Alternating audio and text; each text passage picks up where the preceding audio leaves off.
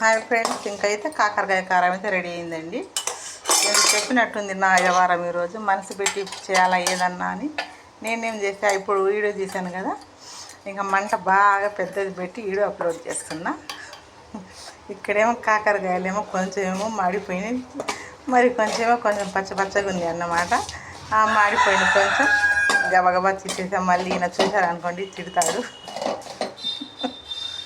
నేను ఇలా జరిగిద్దాన్ని అనుకోలేదు. మామూలుగా సిమ్లో పెట్టాను అనుకొని మర్చిపోయి ఇంకా ఆ వీడియోలో రందులున్నా ఇలా మారిపోయింది. అందుకని నేను తొందరగా వంటకాడు ఉన్నప్పుడైతే ఫోన్ వాడను, ఇలాగే మర్చిపోయి ఇలా పాడు చేస్తుంటానని.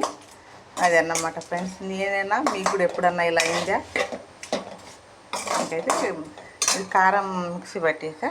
ఏమేమి వేసానంటే ఇప్పుడు దీంట్లో సరిగ్గా కనిపిస్తుంది, కొంచెమేమో శనగగుళ్ళు, తర్వాత శనగపప్పు, జీలకర్ర, చిన్నులపాయలు వేసేసా. బాగా మంచి స్మెల్ కూడా వస్తుంది అన్నమాట. అదన్నమాట ఫ్రెండ్స్. ఈరోజు అయితే మా కాకరకాయ ఫ్రై అయితే బాగా మాడిపోయింది.